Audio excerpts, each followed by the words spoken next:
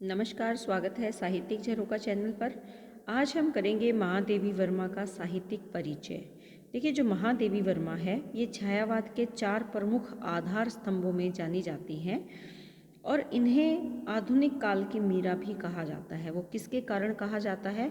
इन्होंने काव्य के माध्यम से अपने मन की जो पीड़ा की अभिव्यक्ति की है वो बिल्कुल वैसी ही है जैसी कि भक्ति काल में मीरा ने अभिव्यक्ति की थी। तो इसी कारण इनकी तुलना मीरा से की जाती है या इन्हें आधुनिक युग की मीरा भी कहा जाता है। तो आइए सबसे पहले इनके जीवन के बारे में जान लेते हैं। देखिए, महादेवी जी का जो जन्म है 1907 ईस्वी में उत्तर प्रदेश के फर्रुखाबाद शहर में हुआ था। ये इनके परिवार में लगभग 200 साल बाद पुत्री का आगमन हुआ, यानी इतने लंबे अरसे तक इनके परिवार में कोई पुत्री पैदा नहीं हुई थी। महादेवी वर्मा का आगमन इनके परिवार के लिए खुशी का विषय था। इसी कारण इनका जो बचपन है वो बहुत ही लाड़ प्यार में बीता था। इनकी प्रारंभिक शिक्षा की अगर बात करें तो वो इंदौर में हुई, लेकिन ये शिक्षा थोड़े समय के लिए बाधित हो गई। 1916 ईस्वी में इनका विवाह हुआ था स्वरूप नारायण से। स्वरूप नारायण वर्मा से। तो इनका जो विवाह 1916 में हुआ, इसी कारण इनकी शिक्षा थोड़े समय के लिए रुक गई। लेकिन इनका वैवाहिक जीवन संतोषजनक नहीं था या इन्होंने अपने वैवाहिक जीवन को भोगने की इनके मन में कोई इच्छा नहीं थी। इसी कारण इन्होंने अपने पति का त्याग कर दिया और ये कभी अपने ससुराल नहीं गई। लेकिन ऐसा माना जाता है या कुछ जगह पढ़ने में आया है कि इनका अपने पति के साथ पत्रगत जो व्यवहार है वो जीवन पर्यंत चलता रहा। एक मित्र के रूप में ये उनसे जुड़ी रही। तो इन्होंने 1919 ईस्वी में 1916 के बाद 1919 ईस्वी में फिर से अपनी शिक्षा प्रारंभ कर दी और 1933 ईस्वी में प्रयाग विश्वविद्यालय से संस्कृत विषय में एमए इन्होंने किया। और उसके पश्चात अगर कार्य क्षेत्र की अगर बात करें तो वहीं उसी विश्वविद्यालय में जहाँ से इन्होंने शिक्षा प्राप्त की थी वहीं पर महिला विद्यापीठ की ये प्रधानाचार्य नियुक्त हुई और उसके पश्चात ये कुलपति के रूप में भी वहाँ नियुक्त की गई और लंबे समय तक वहाँ अपना कार्य करती रही।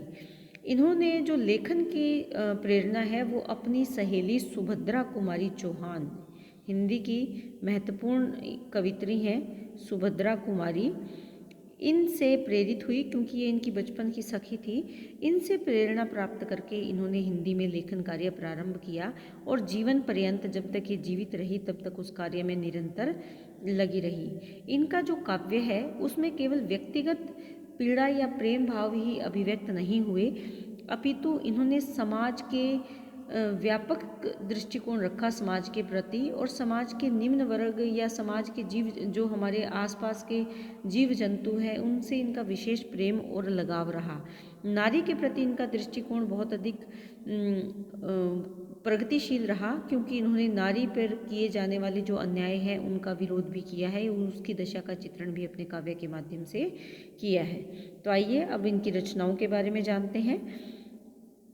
देखिए, इनकी जो रचनाएं हैं, सबसे पहले हम अगर यहाँ काव्य संग्रह की बात करें तो काव्य संग्रह में निहार, रश्मि, सांध्य गीत, दीपशिखा, यामा, ये इनकी प्रमुख रचनाएं हैं।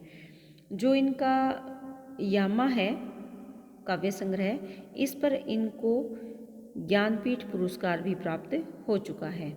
उसके बाद है गद्य साहित्य। गद्य साहित्य में श्रृंखला की कड़ियाँ, अतीत के चलचित्र, स्मृति की रेखाएं, पथ के साथी, क्षणदा और प्रकृमा, ये प्रमुख गद्य साहित्य है। संपादन, इन्होंने चांद नामक पत्रिका का संपादन किया। अब इनके पुरस्कार और सम्मान की बात करते हैं जो इनके लेखन के लिए इनको दिए गए। सबसे पहले है सेक्सरिया पुरस्कार। ये इनकी रचना नीरजा के लिए इनको दिया गया था, सेक्सरिया पुरस्कार। द्विवेदी पदक भी इनको दिया गया, कौन सी रचना के लिए? स्मृति की रेखाएं, जो इनके गद्य साहित्य के अंतर्गत आती है, स्मृति की रेखाएं।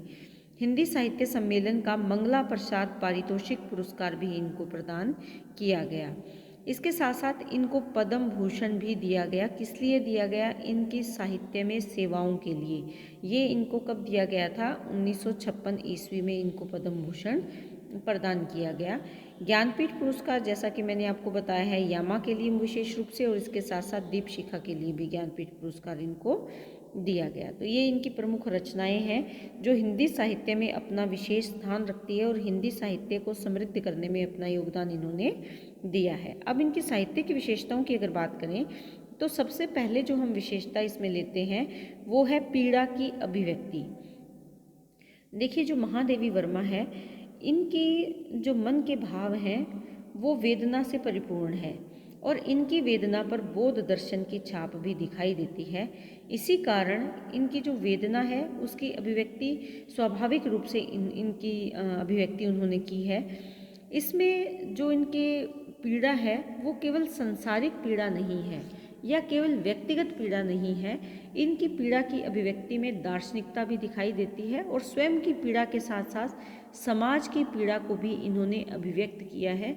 और कैसे अभिव्यक्त किया है? केवल लेखन के माध्यम से नहीं, अपितु अपने मन की गहराइयों से उसे अनुभव किया और उसकी अभिव्यक्ति की है।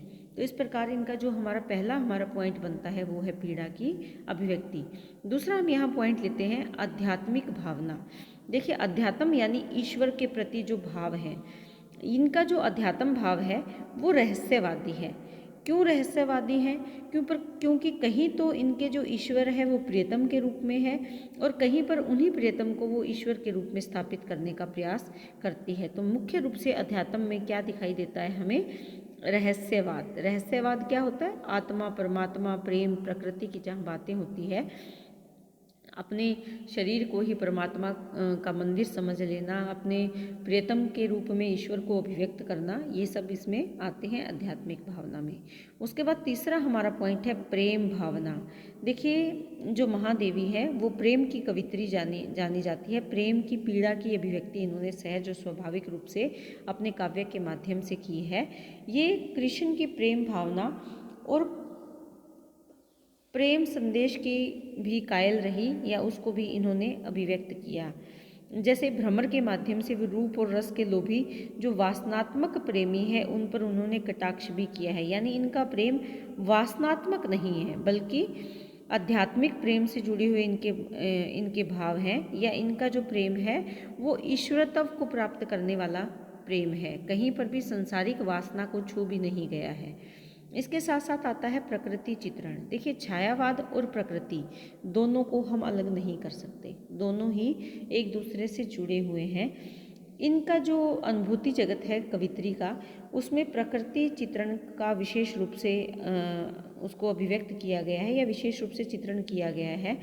इन्होंने अपनी प्रकृति का आलंबन रूप में, उद्दीपन रूप में और इसके साथ साथ मानवीकरण रूप में अभिव्यक्त किया है प्रकृति को। तीनों प्रकार के विशेष रूप से तीनों रूपों को इन्होंने अभिव्यक्त करने का प्रयास किया है। इसके साथ साथ प्रकृति का चित्रण रहस्यवाद तथा नीति व शिक्षा के रूप में भी ये करते हैं। तो ये इनका प्रकृति चित्रण है। उसके बाद आता है उपदेशात्मक।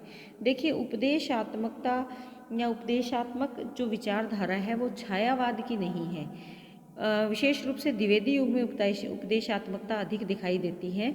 तो इन्होंने भी अपने काव्य में छायावाद या छायावादी काव्य में उपदेशात्मकता को महत्व दिया है। इनका जो उपदेश का तत्व है वो केवल समष्टि के महत्व, प्रेम और कर्म के महत्व पर बल देता है।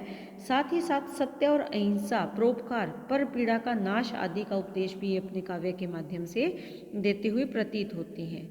सौंदर्य बोध की अगर बात करें, देखिए कितना सुंदर है इनका काव्य, क्योंकि प्रकृति इनसे जुड़ी हुई है, प्रेम के भाव इनसे जुड़े हुए हैं।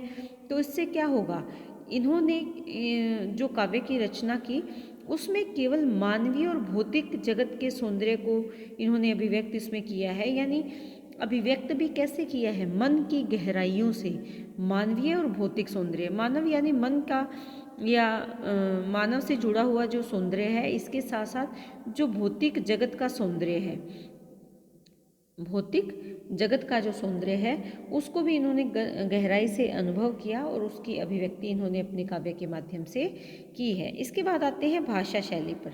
देखिए, सबसे पहली बात ये कि इन्होंने संस्कृत विषय में एमए किया था, तो संस्कृत का प्रभाव तो इस पर रहेगा ही रहेगा। यानी इनकी भाषा संस्कृत से प्रभावित भाषा है। संस्कृत के शब्दों का इन्होंने बहुत सुंदर तरीके से अपने काव्य में प्रयोग किया है। इसके साथ साथ इनकी भाषा में व्याकरणिक शुद्धता है, सरलता भी है और धारा प्रवाह भी है। यानी जब हम इनकी कविताएं पढ़ते हैं तो उनमें बीच में कहीं विराम या रुकावट नहीं आता। गुण की दृष्टि से अगर देखें तो ये प्रेम भाव को अभिव्यक्त करती हैं, मन की पीड़ा को अभिव्यक्त करती हैं, तो माधुर्य गुण की प्रचुरता इसमें देखने में मिलती है। इसके साथ साथ जो इनके द्वारा निर्धारित बिंब और प्रतीक है वो भी बहुत ही स्वाभाविक हैं और मन को मोहने वाले हैं। इनके जो भी काव्य हैं या कविताएं हैं वो केवल पढ़ने में ही नहीं बल्कि गाने में भी आनंद आता है। यानी इसमें संगीतात्मकता का बहुत सुंदर समावेश कवित्री ने अपने काव्य में किया है। तो ये महादेवी वर्मा के काव्य की विशेषताएं थी। यहाँ पर मैंने केवल 7 पॉइंट लिए हैं, लेकिन इसके साथ और भी इनके पॉइंट बनाए जा सकते हैं। जैसे समाज सुधार का पॉइंट बनाया जा सकता है, नारी स्वतंत्रता का भी पॉइंट बनाया जा सकता है। समाज सुधार में ये ज़रूरतमंदों को कभी भी उनकी मदद करने से पीछे नहीं हटती थी, चाहे वो मानव है, चाहे वो पशु पक्षी या जीव जंतु है, उनकी सहायता करना इनका विशेष उद्देश्य रहा है। समाज में ऊंच नीच वर्ग के बीच में जो भेद बढ़ता जा रहा था उसके प्रति भी इन्होंने चिंता के भाव अभिव्यक्त किए हैं। नारी की स्वतंत्रता, नारी को उचित मान सम्मान और नारी की शिक्षा पर बल, ये भी इनके लेखन का मुख्य विषय रहे हैं। तो उम्मीद करती हूँ कि आपको ये जीवन परिचय अच्छे से समझ में आया है। इसके साथ साथ मैंने इन जुड़े हुए बाकी जो छायावादी कवि हैं उनका लिंक डिस्क्रिप्शन बॉक्स में मैंने डाल दिया है, तो आप वहाँ से जो भी अन्य साहित्यिक परिचय या जो कविताएं हम कर चुके हैं उनको आप देख सकते हैं। रीतिकाल से जुड़े हुए प्रश्न भी आपको वहाँ पर मिल जाएंगे। बहुत बहुत धन्यवाद।